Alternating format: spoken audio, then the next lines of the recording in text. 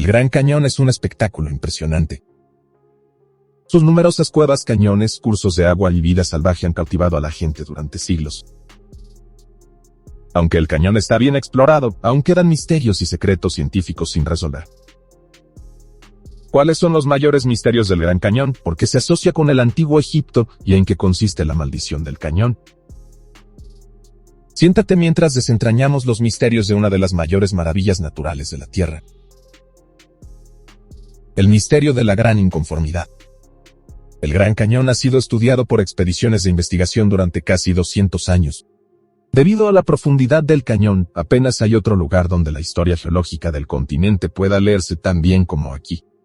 Hace muchos millones de años, dos enormes placas continentales empujaron una contra otra en este punto. En medio del surco que se creó se abrió paso el río Colorado. A lo largo de millones de años, el río lavó la maravilla natural que hoy conocemos como Gran Cañón. Capa tras capa revela detalles de épocas y tiempos pasados. A través de los tipos de roca, las inclusiones y los minerales, los geólogos pueden leer exactamente cómo era el clima en aquellas épocas, qué cambios se estaban produciendo e incluso qué formas de vida estaban presentes en aquellos tiempos. Casi parece como si las majestuosas paredes del cañón contaran una historia de la que los científicos no se cansan.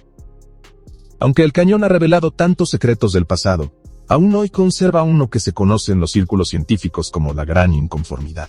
En 1869, un hombre llamado John Wesley Powell fue el primer explorador del cañón que realizó un análisis de los anillos anuales y las épocas. Al hacerlo, Powell descubrió que varias capas de roca que deberían haber estado en las paredes del cañón no estaban presentes. Todo el Neoproterozoico parece haber desaparecido, como si esta época, que comenzó hace entre 1000 y 541 millones de años, y duró hasta el comienzo del Paleozoico, nunca hubiera existido en este lugar. Esta era fue una fase importante en la historia geológica y biológica de la Tierra.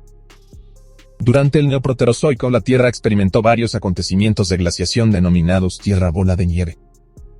Empezaron a formarse continentes y surgieron formas de vida complejas, como los animales pluricelulares y las algas. Hoy en día el Neoproterozoico se considera el nacimiento de la evolución de la vida, y de todos los tiempos, este importante periodo parece faltar en la gran documentación de la historia de la Tierra dentro del cañón. Como si simplemente hubiera sido extirpado. Faltan más de 1000 millones de años de roca debido a la disconformidad. En las zonas afectadas se han encontrado rocas de 1400 a 1800 millones de años directamente debajo de rocas que solo tienen 520 millones de años. Existen varias teorías sobre cómo se produjo esta discordancia. Una de ellas supone que partes de la roca fueron simplemente arrastradas por el agua. Básicamente, sin embargo, nadie sabe a día de hoy por qué una parte tan grande de la historia simplemente ha desaparecido del cañón. Como las rocas no pueden datarse con exactitud, la edad del Gran Cañón solo puede estimarse. Algunos dicen que el cañón solo tiene entre 5 y 6 millones de años. Otros dicen que tiene 70 millones de años. También se han encontrado rocas en el cañón que tienen 1840 millones de años. En definitiva, este lugar es un sitio científico que fascina a los investigadores, pero también plantea muchas preguntas para las que sencillamente no hay respuestas. Pueblos místicos y lugares sagrados. Quienes han visto y explorado el Gran Cañón de una forma muy distinta son las tribus indígenas de la región. Los Havasupai son una tribu bastante desconocida con una historia de casi 1000 años en el cañón. Hace mucho tiempo se asentaron en una superficie equivalente en extensión al estado norteamericano de Delaware, pero entonces los Havasupai fueron desposeídos y expulsados. El presidente Chester Arthur decidió en 1882 que la tierra pertenecía a los blancos, y con los colonos llegaron enfermedades y escasez de alimentos a la zona. En solo 20 años, la población de la tribu se redujo casi a la mitad, quedando solo 166 miembros. Los supervivientes de la tribu pudieron sobrevivir en una pequeña reserva, pero no pudieron regresar al cañón. Entonces, en 1975, llegó el feliz punto de inflexión para el pueblo. Las amplias reformas que debían dar más derechos y oportunidades a los habitantes indígenas de Estados Unidos consiguieron de nuevo que los Havasupai pudieran trasladarse a una pequeña reserva y volver a sus aguas azules. El nombre Havasu significa agua azul, y Pai significa pueblo. Así que juntos, Havasupai significa pueblo del agua azul. La parte aislada del Gran Cañón donde vive este pueblo tiene un efecto. Agua azul verdosa brillante que cae por las paredes en pintorescas cascadas y llena coloridas piscinas de arenisca. Los Havasupai tienen una profunda conexión espiritual con esta agua y la consideran, como todo el cañón, sagrada. El pueblo ha transformado con éxito su nueva reserva en un punto de atracción turística. La tribu vive de los visitantes, de su folclore y de algo de agricultura. Por muy amiga que sea esta tribu de los blancos, los Havasupai también están preocupados, porque al igual que los Hualapai, Diné, Hopi y Zuni, que también se asientan en la zona, los ancianos y chamanes de la tribu insisten en que el hombre blanco debe tomarse más en serio el poder del cañón y su carácter sagrado. A los indígenas no les interesa la edad exacta de la roca, los minerales u otras cifras. Para ellos, el cañón se formó por el poder y la fuerza de las deidades de la naturaleza. Estos poderes siguen determinando el destino del cañón y de todas las personas que viven en él o lo visitan. Este refugio de los dioses puede traer buena suerte, pero también mala suerte a la gente, como muestra nuestro siguiente punto. El secreto de los objetos malditos. Muchos visitantes y turistas disfrutan con las coloridas danzas y las emocionantes leyendas de los indígenas, pero enseguida ignoran la espiritualidad de estas tribus y se llevan del cañón montones de recuerdos. Rocas, raíces, huesos de animales y otras reliquias. Nada está a salvo de los hombres blancos y, desde luego, de las mujeres blancas. Los guardas del Parque del Gran Cañón informan de un fenómeno interesante en este contexto. La administración del parque recibe regularmente paquetes de todo el país e incluso del extranjero. Las personas explican en cartas que se han llevado recuerdos del cañón y que desde entonces les ha perseguido la mala suerte. Muchos se disculpan después por su comportamiento y piden clemencia. Oficialmente está prohibido llevarse nada del cañón, aunque solo sea una piedrecita. Los guardas informan de que muchos de los paquetes también llegan de forma anónima. La gente teme ser procesada, pero aún así quiere que las piedras y otros objetos robados se devuelvan al lugar sagrado. Los guardas llaman a este fenómeno la maldición del Gran Cañón y devuelven limpiamente todo lo que llega de todo el mundo. De riquezas y egipcios en el cañón.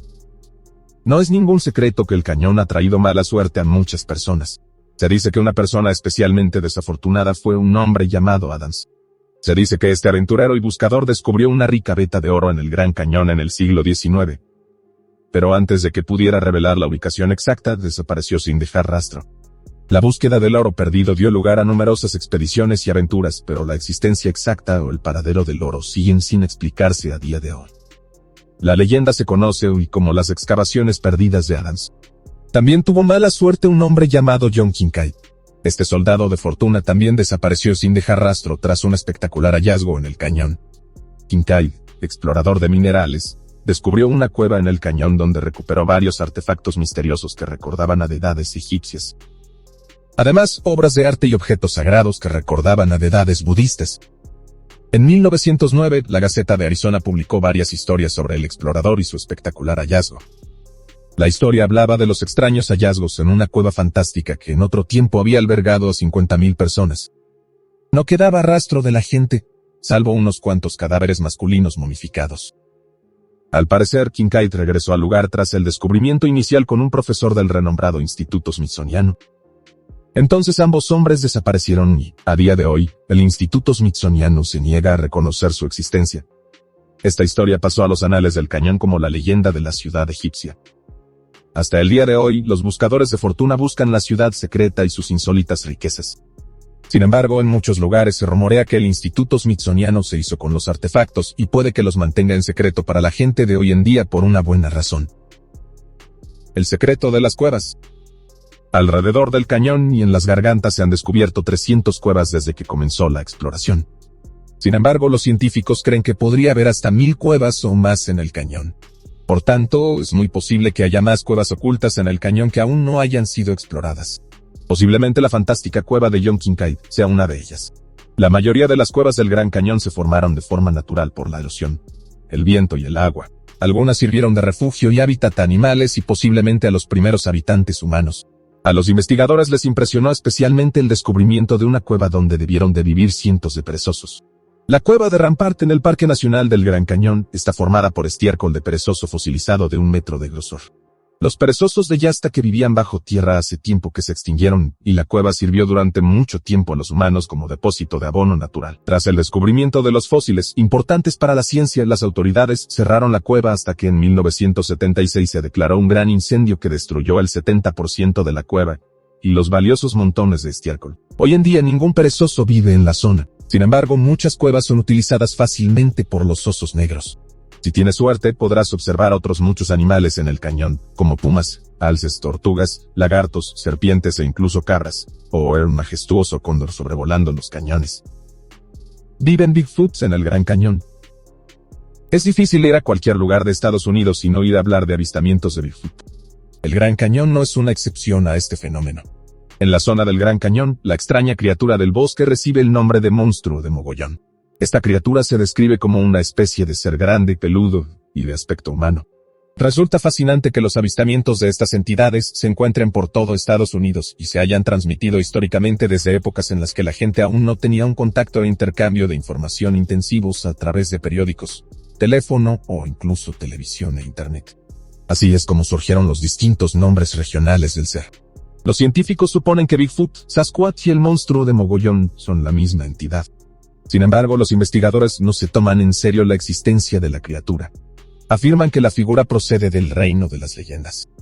¿Cómo lo ves tú? ¿Crees en tales entidades? ¿Imaginas que lugares como el Gran Cañón tienen una magia especial o están malditos?